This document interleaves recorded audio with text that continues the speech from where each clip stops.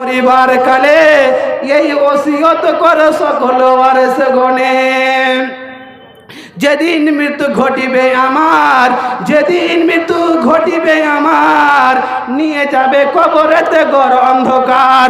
যেদিন মৃত্যু ঘটিবে আমার, নিয়ে যাবে কবরেতে ঘোর অন্ধকার। সেদিনও তো শুনো শুনো, সেদিনও তো শুনো শুনো ভাই বন্ধুগণ, সাদা কাপড়ের সাথে রবে না কখন। সেদিনও তো শুনো শুনো ভাই বন্ধুগণ, সাদা কাপড়ের সাথে রবে না কখন। বাদশা সিকান্দার মরণের কালে এই ওসিয়ত করে সকলে ওয়ারিসে। অর্থাৎ যেদিন আপনি মারা যাবেন সেদিন আপনার সাথে কিছুই যাবে না, খালি হাতে আপনাকে চলে যেতে হবে। এই পৃথিবীর মায়া আর দেখতে হবে না, এই পৃথিবী থেকে ছেড়ে চলে যেতে হবে। এই পৃথিবীর মায়া আর আপনাকে দেখতে দিবে না। বন্ধুরে আমার, আল্লাহর নবী জনাবে মুহাম্মদুর রাসূলুল্লাহ বলুন সাল্লাল্লাহু আলাইহি ওয়াসাল্লাম, তিনি বলছেন, মানুষ রে শুনে নাও, শুনে নাও, ইবনে আদম যখন বড় হয়, ইবনে আদম সন্তান যখন বড় হয়, তার সঙ্গে সঙ্গে দুটি জিনিস বাড়তে থাকে, তার সঙ্গে সঙ্গে দুটি জিনিস বড় হতে থাকে। একটা হচ্ছে কি, ইবনে আদমের বয়স, ইবনে আদম সন্তানের বয়স বাড়তে থাকে, তার সঙ্গে সঙ্গে তার ধন সম্পদের লোভ লালসা বাড়তে থাকে। আল্লাহর নবী বলেন, এই দুটি বস্তু ইবনে আদম যখন বড় হতে থাকে, তার সঙ্গে সঙ্গে এই দুটি জিনিসও বাড়তে থাকে। কিন্তু শুনে রাখো, এই দুনিয়ার যে তোমরা আত্মভোলা করে রেখেছে, এই দুনিয়ার ধন সম্পদ সমস্ত কিছু তোমাদের নয়। যখন তুমি মারা যাবে তখন তোমার ধন সম্পদে তোমার অরেস গুণ ভাগ হয়ে থাকবে, তোমার অরেস গুণ বন্টন করবে, তোমাকে আর পৃথিবীতে রাখবে না। বন্ধুরে আমার, যেই স্ত্রীটাকে এত আপনি মায়া করছেন, যেই স্ত্রীটাকে সব চাইতে ভালো ভালো কাপড় দিচ্ছেন, যেই স্ত্রীটাকে সব চাইতে ভালো ভালো পোশাক পরাচ্ছেন, সেই স্ত্রীটা যখন যেদিন আপনি মারা যাবেন, যদি আপনার রাত্রি 8টায় সময় মৃত্যুবরণ হয়, আর যদি বলা হয় আপনার স্বামী আজকে রাত্রে মৃত্যুবরণ হয়েছে, সকাল 9টার সময় তোমার স্বামীর কাফন দাফন করা হবে, তোমাকে আজকে রাত্রে একাকী বসে থাকতে হবে, তখন সেই ব্যক্তি বলবে, না না, আপনার স্ত্রী বলবে, আমি একাকী থাকতে পারবো না, আমি একাকী এখানে বসে থাকতে পারবো না। কেন? আমাকে ভয় লাগছে, আমাকে ভয় গ্রাস করছে। কেন বন্ধু? যেই স্ত্রীটাকে আপনি এত ভালোবেসেছিলেন, যেই স্ত্রীটাকে সব চাইতে আপনি আপনার সুন্দর সুন্দর, সব চাইতে আপনি আপনার সুন্দর পোশাক আশাক দিয়েছেন, যেই স্ত্রীটাকে সুন্দর সুন্দর খানা দিয়েছেন, সেই স্ত্রীটা আপনার পাশে একাকী থাকবে না, আপনাকে একাকী থাকতে হবে। আপনার নিরাকার দেহ সেই মাটিতে পড়ে থাকবে, আপনার স্ত্রী আপনার সাথে থাকবে না। কেননা আপনার আত্মা চলে গেছে, এই জন্য আপনার স্ত্রী আর আপনার কাছে বসে থাকবে না।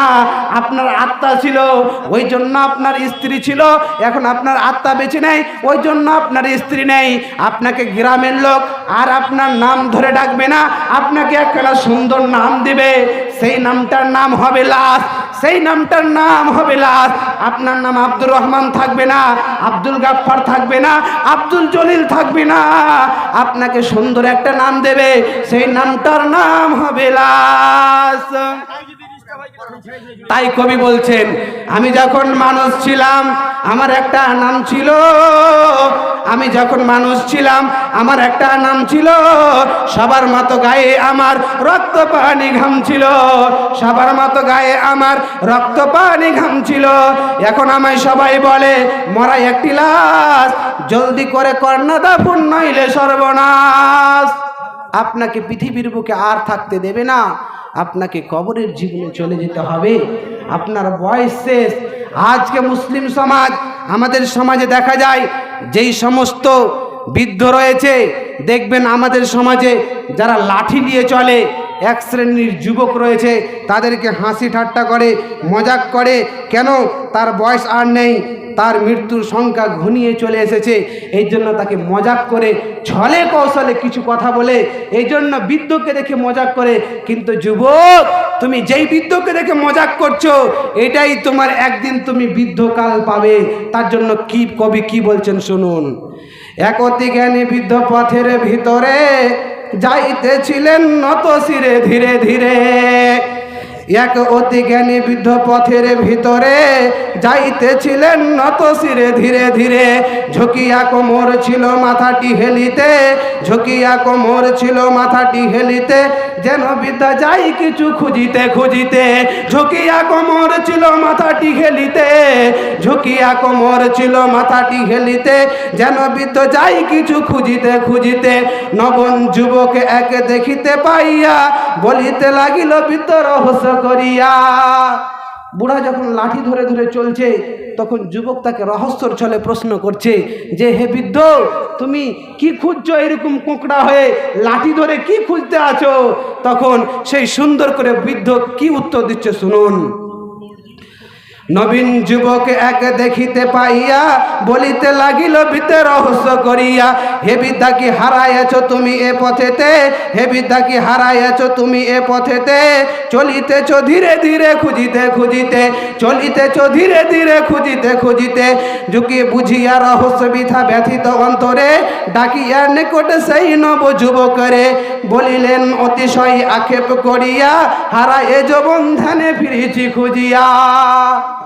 আক্ষেপ করে বলছেন, আক্ষেপ করে বলছেন যে আজকে আমি নিজের যৌবনকে হারিয়ে দিয়ে কোঁকড়া হয়ে চলছি, নিজের যৌবনকে হারিয়ে দিয়ে আজকে কোঁকড়া হয়ে চলছি। যুবক, তোমার মতো একদিন আমারও এইরকম যৌবন ছিল, কিন্তু আজকে আমার আর যৌবন নেই, আজকে বৃদ্ধ হয়ে গেছি, লাঠি ধরে ধরে সুন্দর করে চলছি। সুন্দর করে বলছেন, বুঝিয়া রহস্য বিদ্যা ব্যথিত অন্তরে, ডাকিয়া নিকটে সেই নব যুবকেরে। বলিলেন অতিশয় আক্ষেপ করিয়া, বলিলেন অতিশয় আক্ষেপ করিয়া, হারায়ে যৌবন ধ্যানে খুঁজিছি ফিরিয়া, হারায়ে যৌবন ধ্যানে খুঁজিছি ফিরিয়া। হে যুবক একদিন তোমারই মতন, হে যুবক একদিন তোমারই মতন আছিল আমার নব যৌবন্ধন। বলছে যুবক, তোমার মতো একদিন আমার যৌবনটা ছিল, কিন্তু আজকে আর আমার যৌবন নেই। এই জন্য বলছেন, হে যুবক একদিন তোমারই মতন আছিল আমার নব যৌবন্ধন। হারাই আমি সেই যৌবন রতনে, হারাই আমি সেই যৌবন রতনে, ফিরেছি খুঁজিয়া পথে পথে বনে বনে। আহা এই দাসাকাল তোমারই হইবে, আহা এই দাসাকাল তোমারই হইবে, কত লোক তোমাকে দেখিয়া হাসিবে। চিরদিন থাকবে না যৌবন তোমার, চিরদিন থাকবে না যৌবন তোমার, যে দশা আমার হবে এ দশা তোমার। চিরদিন থাকবে না যৌবন তোমার, চিরদিন থাকবে না যৌবন তোমার, এ দশা তোমারই হবে যে দশা আমার। যৌবন কালেতে বৃদ্ধা কেন করো ঘৃণা, যৌবন কালে তো বৃদ্ধ কেন করো ঘৃণা। আমার বয়স তুমি পাবে কি পাবে না, বৃদ্ধ বাঁচে যুবক মরে এই মরণের খেলা, বৃদ্ধ বাঁচে যুবক মরে এই মরণের খেলা। দিন চলে আস্তে আস্তে ডুবে আয়ুর বেলা, বন্ধুগণ কি বুদ্ধ কি যুবক নবীন, বন্ধুগণ কি বৃদ্ধ কি যুবক নবীন। সব মরে মিটে যাবে থাকবে না চিন, সব মরে মিটে যাবে থাকবে না চিন। হে যুবক দর্প কর সাজে কি তাহার, হে যুবক দর্প কর সাজে কি তাহার, কীটাণু কীটের কাল হবে যে আহার। বলছে যুবক, আজকে তুমি আমি বৃদ্ধ হয়েছি, এই জন্য তুমি আজকে আমাকে রহস্য করছো, কিন্তু এমন একটা দিন আসবে যুবক, যেদিন তোমাকেও বৃদ্ধ হতে হবে, আর তুমিও মারা যাবে, আর তোমারও দেহ সেই মাটি খাবে, অর্থাৎ সেদিন তোমার গর্ব করা আর চলবে না।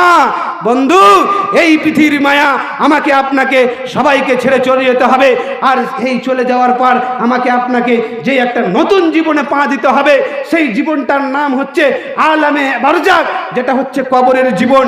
যেই কবরের জীবন আমার আপনার যদি পরীক্ষা ভালো হয়, পরীক্ষার রেজাল্ট ভালো হয়, তবে আমার আপনার জীবন ভালো হবে, নচেত ভালো হবে না।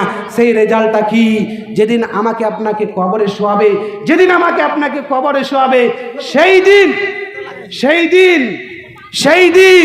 যেই দিন আমাকে আপনাকে কবরে শোয়াবে, বিশ্বনবীর সাহাবী হযরত আনাস রাদিয়াল্লাহু তাআলা আনহু তিনি বলছেন যখন একজন মানুষকে কবরে শোয়া হয় আর শোয়ার পরে সেই কবর থেকে যখন গ্রামের মানুষেরা ফিরতে থাকে তখন আল্লাহর তরফ থেকে ফেরেশতা আসে আর ফেরেশতা আসার পরে তাকে উঠিয়ে বসিয়ে দেয় আর বসিয়ে দেওয়ার পরে বলে মা হাদার রাজুল আল্লাযী বুইসা ফিকুম, বলো তো এই লোকটাকে, যেই লোকটা তোমাদের কাছে পাঠানো হয়েছিল নবী মুহাম্মদ সাল্লাল্লাহু আলাইহি ওয়াসাল্লামকে তোমরা কি চিনো, তোমরা কি জানো?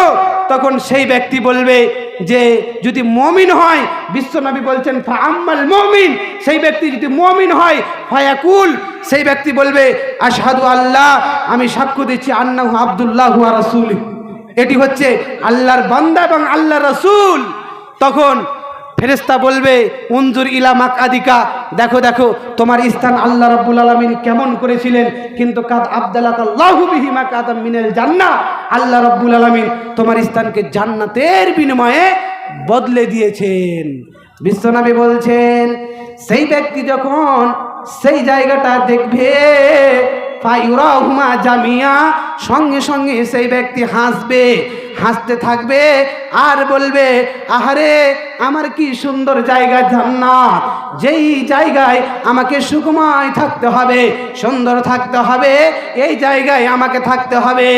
এবার আল্লাহর নবী বলছেন যেই ব্যক্তিকে কবরে শোয়া হবে সেই ব্যক্তি যদি মুনাফিক হয়, সেই ব্যক্তি যদি কাফের হয়, সেই ব্যক্তি যদি আল্লাহকে না চিনে, সেই ব্যক্তি যদি আল্লাহকে না মানে, সেই ব্যক্তি যদি আল্লাহকে কোনোদিন স্বীকার করে না, তখন সেই ব্যক্তিকে যখন প্রশ্ন করা হবে মা হাদার রাজুল আল্লাযী বুইসা ফিকুম, এই মানুষটিকে, যেই মানুষটিকে তোমাদের কাছে প্রেরণ করা হয়েছিল, যেই মানুষটিকে তোমাদের কাছে পাঠানো হয়েছিল, এই মানুষটিকে বলতো বলতো, তখন যেই ব্যক্তি আল্লাহকে মানবে না, আল্লাহর শরীয়তকে মানবে না, আল্লাহকে অস্বীকার করবে, সেই ব্যক্তি বলবে হা হা লা আদরি, আমি তো কিছুই জানি না, আমি তো কিছুই জানি না, মা আকুলো ইয়াকুলুন নাস, মানুষরা যে কথাটা বলতো সেই কথাটা আমি বলতাম, অর্থাৎ আমি তো কিছুই জানি না, আমি তো কিছুই জানি না, মানুষরা যে কথাটা বলতো সেই কথাটাই বলতাম। তখন ফেরেশতা বলবে লা দারাইতা ওয়ালা তালাইতা, তুমি তোমার জ্ঞান দিয়ে কোনো সময় ভালো জিনিস জ্ঞাপন করনি এবং তুমি কোরআনকে পড়ে দেখোনি, কোরআন তেলাওয়াত করনি। সেই দিন বিশ্বনবী বলছেন ওয়ায়ুযরাবু বিমাতারিকা মিন হাদিদিন জারবাতান, এবং সেই ব্যক্তিকে কবরে যাকে শোয়ানো হবে, যেই ব্যক্তি প্রশ্নের আনসার করতে পারবে না, যেই ব্যক্তি মুনাফিক হবে, যেই ব্যক্তি কাফের হবে, বিশ্বনবী বলছেন ওই ব্যক্তিকে যখন কবরে শোয়া হবে তখন সেই ব্যক্তিকে ফেরেশতা এমন জোরে মারতে থাকবে, এমন জোরে মারতে থাকবে, মারের কারণে এত চিৎকার করতে থাকবে, এত চিৎকার করতে থাকবে, তার চিৎকারের আওয়াজ জিন এবং ইনসান ব্যতীত সবাই শুনতে পাবে, জিন এবং ইনসান ব্যতীত তার চিৎকারের আওয়াজ সবাই শুনতে পাবে। কত আযাব দিবে রে ভাই, কত আযাব দিবে রে ভাই কবরেরই মাটিতে, কত আযাব দিবে রে ভাই কবরেরই মাটিতে, গলা ফাটিয়া করবে চিৎকার আযাবেরই কারণে, ডানে মাটি বামে মাটি, ডানে মাটি বামে মাটি, নিচে মাটি আছে যে, ডানে মাটি বামে মাটি, ডানে মাটি বামে মাটি, নিচে মাটি আছে যে, ওপর দিকে তাকিয়ে দেখো বাঁশের চেঙ্গারি দিয়ে ঢেকেছে, ডানে মাটি বামে মাটি, ডানে মাটি বামে মাটি, নিচে মাটি আছে যে, ওপর দিকে তাকিয়ে দেখো বাঁশের চেঙ্গারি দিয়ে ঢেকেছে। এত বয়স হলো তবু, এত বয়স হলো তবু খোদা রসুল চিনলি না, যেদিন তোমার আসবে মরণ হাজার কানলে ছাড়বে না। এত বয়স হলো তবু, এত বয়স হলো তবু খোদা রসুল চিনলি না, যেদিন তোমার আসবে মরণ মন হাজার কানলে ছাড়বে না। বাড়ি বাড়ি করো বান্দা, বাড়ি বাড়ি করো বান্দা, এ বাড়ি তো তোমার নয়। বাড়ি বাড়ি করো বান্দা, এ বাড়ি তো তোমার নয়। 3.5 হাত মাটির নিচে সে বাড়ি তো তোমার হয়। ডানে মাটি বামে মাটি, ডানে মাটি বামে মাটি, নিচে মাটি আছে যে, ওপর দিকে তাকিয়ে দেখো বাঁশের চাঙারি দিয়ে ঢেকেছে। দুধের সাথে পানি মিশায়ে, দুধের সাথে পানি মিশায়ে বেচরে ভাই মুসলমান, রোজ হাসরে কিয়ামতে, রোজ হাসরে কিয়ামতে হবে রে তোর দুজক স্থান। শ্রোতা মণ্ডলী, যখন আমাকে আপনাকে কবরের জীবনে দেবে, সেই অন্ধকার ঘর, সেই পোকামাকড়ের ঘর, সেই ঘরে আমাকে আপনাকে একাকী পড়ে থাকতে হবে। সেই ঘর আমার আপনার জন্য কখন ভালো হবে? যদি আমার আপনার আমল ভালো হয় তবে আমার আপনার জন্য সেই ঘর ভালো হবে। আর আমার আপনার যদি আমল না ভালো হয় তবে সেই ঘর আর ভালো হবে না। সেই ঘরে আমাকে আপনাকে কষ্টের পর কষ্টে জীবনযাপন করতে হবে। আল্লাহর নবীর সাহাবী হযরত বারার ইবনে আযিম হাদিসটা বর্ণনা করছেন। তিনি বলছেন, যখন মানুষ মারা যায় তখন তাকে কবরে শোয়ানো হয়, আর শোয়ার পরে তাকে 3খানা প্রশ্ন করে। প্রথম প্রশ্ন থাকে মান রব্বুকা, দ্বিতীয় প্রশ্ন থাকে মা দিনুকা, মান নবিয়ুকা। তাকে 3খানা প্রশ্ন করে, হে আল্লাহর বান্দা, মান রব্বুকা, তোমার রব কে ছিল? মা দিনুকা, তোমার দিন কি ছিল? তুমি কোন দিনে ছিলে? মান নবিয়ুকা, তোমার নবী কে ছিল? বিশ্বনবী বলছেন, ফাআম্মাল মুমিন, সেই ব্যক্তি যদি মুমিন হয়ে থাকে সেই ব্যক্তি বলবে রব্বি আল্লাহ, আমার রব ছিল আল্লাহ, দিনুল ইসলাম, দিন ছিল ইসলাম, নবী ছিল মুহাম্মদ সাল্লাল্লাহু আলাইহি ওয়াসাল্লাম। 3খানা যখন মুমিন প্রশ্নের অ্যানসার করে দেবে তখন ফেরেশতা বলবে ওয়ামা ইউদ্রিকা, তুমি কিভাবে জানতে পারলে যে তোমার দিন ছিল ইসলাম, তোমার নবী ছিল মুহাম্মদ সাল্লাল্লাহু আলাইহি ওয়াসাল্লাম? তুমি কি করে জানতে পারলে যে তুমি দিন ইসলামে ছিলে, তোমার রব ছিল আল্লাহ, তোমার নবী ছিল মুহাম্মদ সাল্লাল্লাহু আলাইহি ওয়াসাল্লাম? তখন আল্লাহ রাব্বুল আলামিন ফায়ুনাদি মুনাদি মিনাস সামায়ে, বন্ধুরে আমার, আল্লাহ রাব্বুল আলামিন সপ্তম আসমান থেকে ডাক দিয়ে বলবে আনসাদাকা, আমার বান্দা সত্য কথা বলেছে, আমার বান্দা সত্য কথা বলেছে, এর কোনো রকমের মিথ্যার অবকাশ নেই। আনসাদাকা আবদি, আমার বান্দা সত্য কথা বলেছে, ফাফরুসুহু মিনাল জান্নাহ, আমার বান্দার জন্য জান্নাতের বিছানা বিছিয়ে দাও।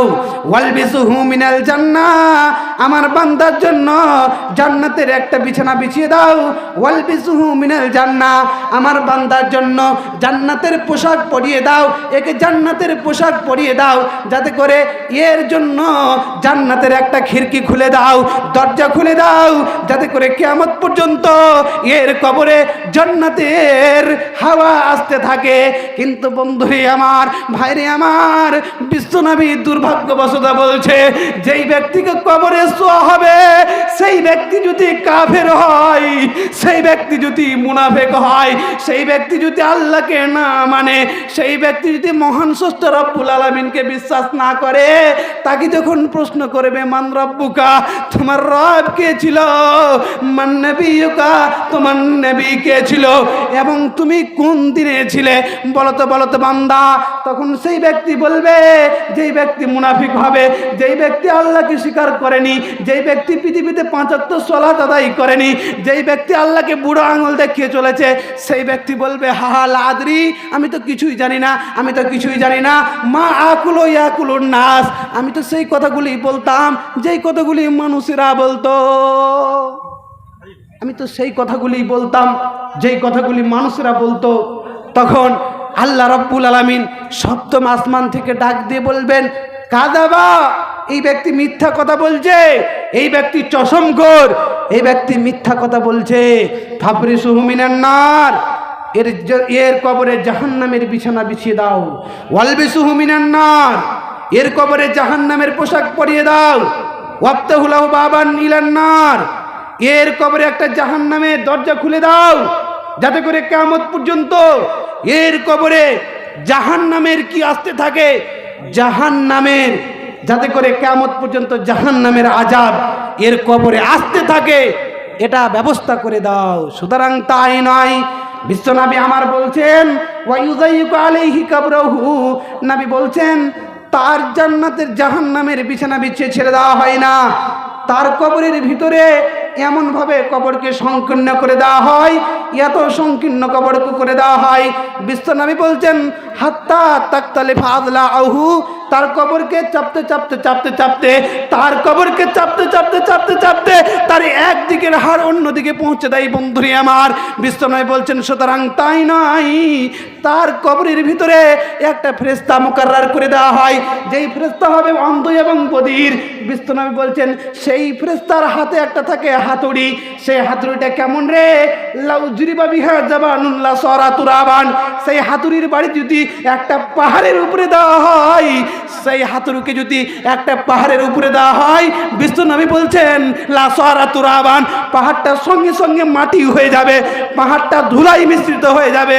আর সেই হাতুড়ি দিয়ে আমাকে আপনাকে, যেই ব্যক্তি কবরের তিনখানা প্রশ্নের অ্যান্সার করতে পারবে না, যেই ব্যক্তি আল্লাহর প্রশ্নের অ্যান্সার করতে পারবে না, ফেরেশতাদেরকে প্রশ্ন, যেই প্রশ্ন করা হবে, যেই প্রশ্ন ফেরেশতারা করবে, সেই প্রশ্ন যদি অ্যান্সার করতে না পারে, তো বিশ্বনবী আমার বলছেন সেই ব্যক্তিকে এইরকমভাবে আযাব দেবে। সুতরাং তাই নয়, সেই হাতুড়ির বাড়ি এমনভাবে মারতে চালা হবে, এমনভাবে মারতে থাকবে, মারের কারণে জিন এবং ইনসান সবাই শুনতে পাবে, সবাই শুনতে পাবে। তো সেই কবর, সেই মৃত্যু, সেই মরণকে দেখে আমি আপনি একটিবার চিন্তা করি না। বন্ধুগণ, আমি আমার বক্তব্যের শেষ দিকে আসছি, শুনে রাখুন, আপনাকে মরণকে স্মরণ করতে হবে, আপনাকে মরণকে স্মরণ করতে হবে। পৃথিবীতে আমি আপনি এসেছি, আমাকে আপনাকে এই পৃথিবী ছেড়ে চলে যেতে হবে। এই পৃথিবীর স্বাদ কতদিন, যতদিন পর্যন্ত আল্লাহ রাব্বুল আলামিন আমাকে আপনাকে হায়াত দিয়েছেন, অতদিন পর্যন্ত এই পৃথিবীতে থাকতে পাবো, নচেত এই পৃথিবীর বুক থেকে চলে যাব।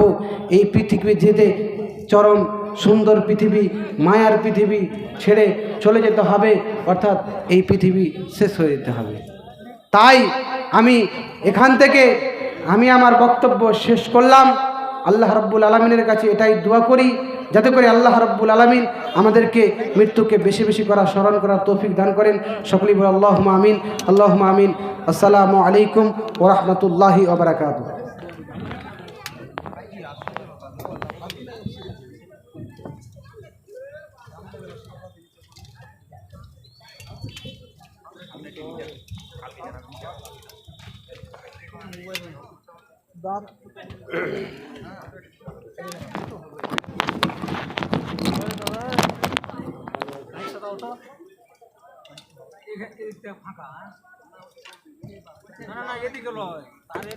আমরা যে বারবার করে বলে দিচ্ছি, হয় কিন্তু আমি ছেড়ে ছড়ে চলে যাবো, আগেই বলে দিচ্ছি আমি কিন্তু।